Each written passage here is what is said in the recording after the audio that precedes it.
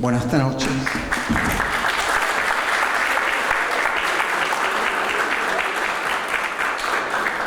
Muchísimas gracias. Un saludo muy cordial para el conjunto de los actores que integran esta reunión, a todos los interesados en la cuestión institucional, política y cultural de la historia. Saludo especialmente a la vicepresidenta de la Biblioteca Popular, institución entrañablemente ligada al desarrollo del pensamiento y a la creación, como lo dice su nombre, de una cultura popular, en la persona del profesor José Electo Brizuela, cuyo nombre jerarquiza el salón. Naturalmente, mis respetos y afectos a los colegas que expondrán, el licenciado Roberto Romani y la profesora doctora Carmen Sesto. Con ambos me unen el respeto a su trayectoria y la significación de su presencia. Tanto Romani en el ámbito del asesoramiento cultural del Superior Gobierno de Entre Ríos, como la doctora Sesto en el ámbito de su cátedra de Wader y como inspiradora de un tema crucial de investigación en torno del federalismo. Mi alta consideración hacia quienes van a suscribir el acta de intención con cuyos postulados me identifico en el doble carácter que tiene esa carta de intención. En primer lugar, los institutos históricos, Ramiriano, Artigas, Urquiza, en ejercicio de sus respectivas autonomías y sin renunciar a la cosmovisión histórica que ellos poseen, entienden que hay una nueva etapa que reclama asociatividad, reflexión, grandeza y transformación. Y cada uno de esos actores del proceso histórico a los cuales nosotros respetamos y valoramos han dejado para las nuevas generaciones una responsabilidad que entiendo con esta carta de intenciones va a comenzar a desenvolverse un nuevo entendimiento entre los connacionales y también a las repúblicas hermanas que en algún momento configuramos las Provincias Unidas del Río de la Plata. El presidente del Centro Cultural Urquiza me ha distinguido solicitándome que haga lo que él denominó la apertura. La apertura es la presentación de un contexto histórico, social, económico, que involucra a los tres grandes actores de reflexión, cronológicamente Artigas, Ramírez y Urquiza, siendo la apertura un momento de reflexión de un tiempo superior. El tiempo superior sobre el que vamos a reflexionar es el bicentenario de la independencia de la patria. Pero específicamente este acto se da en la proximidad del bicentenario de la batalla de Cepeda y del Tratado de Pilar a comienzos de 1820, con el triunfo del Ejército Federal conducido por los generales Ramírez y Estanislao López por delegación del comandante superior, el protector de los pueblos libres, José Gervasio Artigas. Ese éxito militar trasciende el componente militar, pero no lo suprime. La confrontación del Ejército Federal con el Ejército porteño, la batalla fulminante de Cepeda y el Tratado de Pilar adquieren la jerarquía del primer pacto preexistente en la larga, compleja, contradictoria marcha del pueblo argentino para los hitos que finalmente nos permitirán sancionar la Constitución histórica de 1853.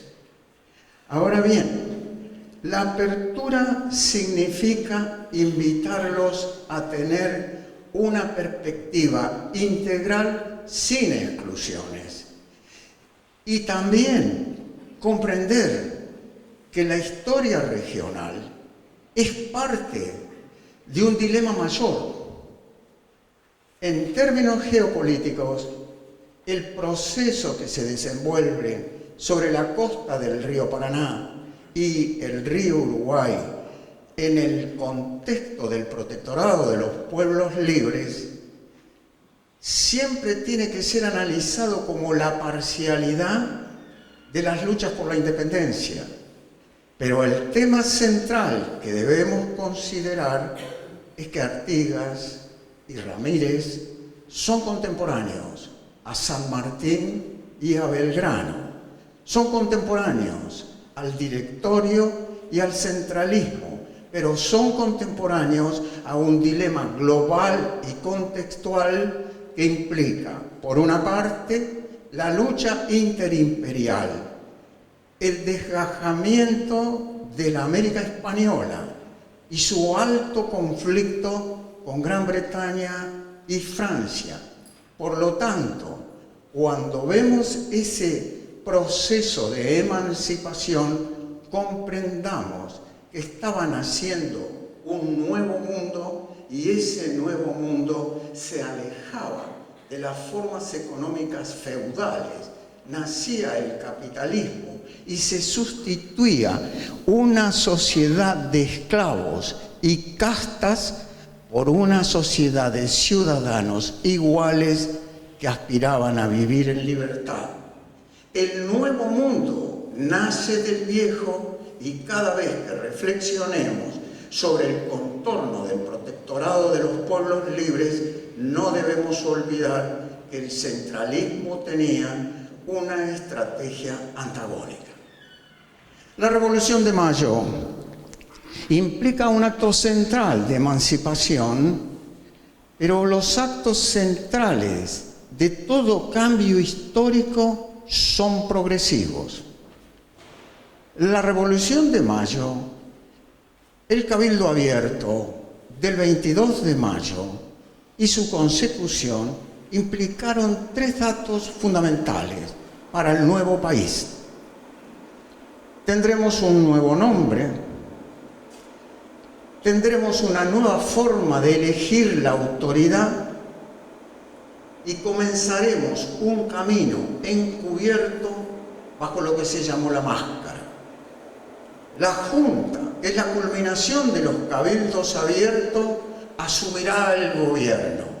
Y a diferencia de lo que había ocurrido hasta el 22 de mayo, la fuente del poder no será divina a través del rey, sino que será popular a través del voto de los cabildantes. Allí está la revolución, el cambio del origen del poder y el principio republicano de que quien gobierna, su origen de poder está en la voluntad general. El segundo dato central es que el viejo virreinato del Río de la Plata, en su forma geopolítica global, se va a expresar políticamente a través del 25 de mayo con un nuevo nombre: Provincias Unidas del Río de la Plata. Y finalmente, un componente federal implícito en el debate del 22 de mayo. Así como Castelli demuele los argumentos teocráticos del obispo Luis, Paso complementará a Castelli y aquel principio de que la voluntad popular era el origen del poder se complementa con la visión geopolítica de Paso, diciendo que esa voluntad popular no se verá totalmente expresada si no se manifiestan las provincias. Revolución de Mayo. Más la Revolución de Mayo, por razones de subsistencia del cambio, adopta la política de las máscaras. No gobierna por sí, para sí, sino a nombre de Fernando VII. Y gobernar a nombre de Fernando VII, entiéndase, era una cobertura central. Definido este proceso, el nombre del país, una nueva fuente de poder y un camino todavía impreciso, la Revolución de Mayo va a tener que transitar ciclos complejos de crisis y también de división. Asamblea del año 13, rol destacado de dos grandes personalidades que son el núcleo central de esta reunión. Por un lado, Artigas, con las instrucciones a los diputados de la banda oriental y de Entre Ríos, y por el otro lado, San Martín. Artigas y San Martín, les ruego, consideren los actores con una alianza estratégica. Y esa alianza estratégica, con fortalezas y debilidades, se expresarán en el ciclo que estaremos estudiando. Sin embargo, también uno y otro entenderán prioridades diversas. Entre 1813 y 1815, la Revolución de Mayo se empantana. No tiene la aptitud de declarar la independencia y su autoridad comienza a navegar por situaciones inciertas de coqueteo con la monarquía y con las casas imperiales europeas. Esta situación no es compatible con la visión política y estratégica de Artigas, que en sus instrucciones, en las 4 versiones posteriores a la Asamblea del 13, presenta una orientación estratégica central: revolución, independencia, constitución bajo la forma de una república federal. Artigas: absoluta claridad y transparencia.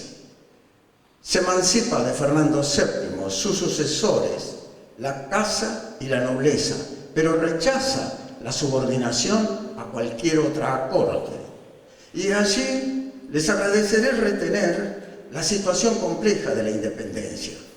En general se supone que las Provincias Unidas del Río de la Plata se habían involucrado en un proceso de emancipación del Imperio Español. Es correcto, pero no completo.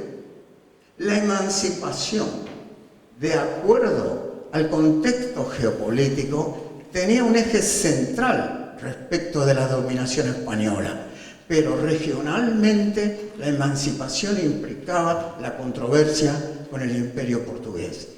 Y las formas portuguesas en el Río de la Plata son centrales: colonia del Sacramento y contrabando. Mas el estuario del Río de la Plata tenía flotas militares observadoras de alta performance: Estados Unidos, Gran Bretaña y Francia. Cada acto por la independencia era un acto de controversia con el antiguo poder dominante y con los nuevos poderes que tenían injerencia en la región. Así llegamos a 1815, y en 1815 la crisis de la Revolución de Mayo impone a Artigas una decisión central: el Congreso de Oriente, Concepción del Uruguay, el protectorado. Genera allí un acto central de referencia absolutamente independentista, sin ingresar yo en el debate sobre si el Congreso se lo puede constatar con prueba documental. Yo sostengo que el Congreso existió porque la historia nos indica que 5 provincias deliberaron en torno de la conducción del protector, afianzaron su sentido de independencia y tomaron la decisión militar que va a culminar en 1820 con el ejército federal que enfrenta al ejército porteño. Pero el protectorado, en el contexto en que se encontraba, estaba afectado por 2 presiones militares centrales: el avance portugués, el sitio contra Artigas, la acción del directorio en contra del protectorado y una decisión estratégica superadora que fue la convocatoria del Congreso de Tucumán. Pero aquí nace un tema central que debe ser considerado en esta apertura: San Martín. San Martín es la continuidad de Belgrano. San Martín es la visión táctica del componente militar de la independencia, pero la estrategia de San Martín va a chocar con la estrategia de Artigas. La estrategia de San Martín, Congreso de Tucumán, resolución del Congreso, designación de San Martín como comandante, creación del Ejército de los Andes, implicaba en la concepción de San Martín una visión americana de la independencia. San Martín plantea la independencia, como lo dice el acta del 9 de julio, con una perspectiva americana amplia y generosa, y entendía que la derrota de la ocupación militar española solo se podía dar a escala continental.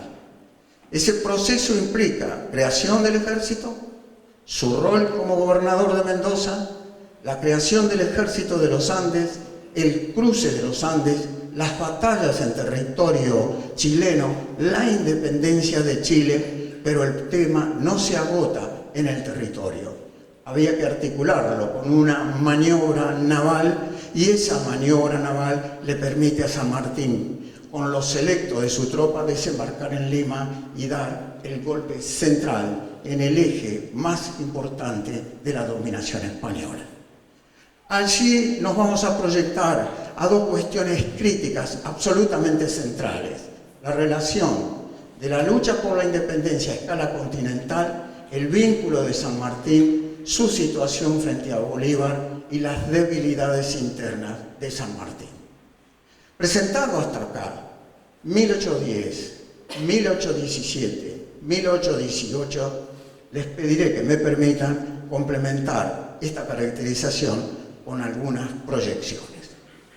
La primera proyección que desearía presentarles está dada en la circunstancia de que recuerden la geopolítica global, lo que podríamos llamar la Revolución de Mayo, las Provincias Unidas del Río de la Plata, la creación de Entre Ríos y la definición de Concepción del Uruguay como capital de la provincia. En mi enfoque, el ciclo Artigas, el ciclo Ramírez y el ciclo Urquiza no puede interpretarse sin el rol de Concepción del Uruguay como capital de la provincia de Entre Ríos en el ciclo de la independencia y en el ciclo de la organización nacional. La cuestión es tener una mirada global sin emanciparse de lo local. Aquello de Tolstoy: describe tu aldea y serás universal. Aquello de lo que el viento se llevó, la identidad de Atlanta y de Georgia estaba expresada en su universalidad. Y nuestra universalidad está en rescatar la identidad de Concepción del Uruguay y su capitalidad. 1814, Posada crea Entre Ríos con capital en Concepción del Uruguay. Artigas sesiona en el Congreso de Oriente en Concepción del Uruguay por ser la capital y tener proyección. El resto del ciclo lo iremos viendo. El avance de la independencia con la capitalidad, el retroceso de la capitalidad con la pérdida de la independencia. Concepción será capital y perderá la capital. Concepción será capital nuevamente en 1860 y tras el agotamiento de Urquiza perderá la capital en 1883. El mapa les pido que lo consideren como la geopolítica de San Martín, de Belgrano, de Artigas y de Ramírez, pero no estrictamente de Justo José de Urquiza. Retengan la geopolítica de las Provincias Unidas, adviertan que tenemos territorios con posiciones indígenas, adviertan que tenemos algunos territorios bajo control de la Junta y comienza a insinuarse aquella grieta protectorado versus centralismo. Pasamos al segundo. La segunda geopolítica es la política del proceso de la independencia y de la lucha por la República Federal, el conflicto entre la República Federal y las tendencias monárquicas, las cuestiones centrales de las estrategias de Gran Bretaña y Francia y su perturbación conjuntamente con Portugal, las presiones para una monarquía, las presiones de los caudillos bárbaros con la lucidez absoluta de que no iba a haber independencia sin República Federal. Los bárbaros tenían la claridad del nuevo tiempo. Los doctores especulaban con las casas monárquicas, el sueño de la monarquía y el control de los pueblos. Acá comienza un tema absolutamente central, el carácter plebeyo de la independencia. Presten atención. En esta geopolítica, cuando nosotros tenemos al protectorado con el Congreso de Oriente, Córdoba, Entre Ríos, la Banda Oriental, Misiones, Corrientes y Santa Fe, bajo la conducción de Artigas, tienen una dimensión plebeya de la revolución. Esa dimensión plebeya justifica un enfoque social de la historia. Plebeyos, indios, negros esclavos, negros libertos, zambos y criollos pobres integrarán el ejército federal. Pero también integrarán el ejército de los Andes.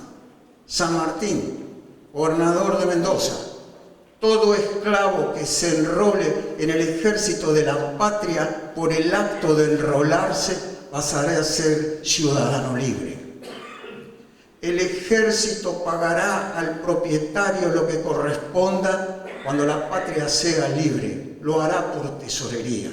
José de San Martín.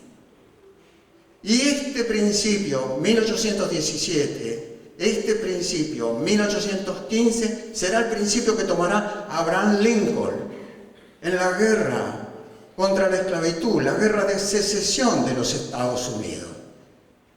Pregúntense siempre, la revolución implicaba un cambio de actitud frente a la vida. Los indignos aspiraban a una vida de dignidad y la libertad no podía ser una concesión, tenía que ser un derecho. Así está la revolución, con sus matices. El Congreso de Oriente va a deliberar y tardará 5 años en generar su propio ejército y su situación de conflicto militar. El directorio convoca al Congreso de Tucumán. Podemos ir al diapositivo. Acá tienen el otro país, Congreso de Tucumán. Adviertan que el Congreso de Tucumán tiene provincias signatarias y tienen provincias no signatarias. El Protectorado de los Pueblos Libres no concurre a Tucumán. Pero Tucumán, cuando declara la independencia, la declara también para las provincias que no asisten.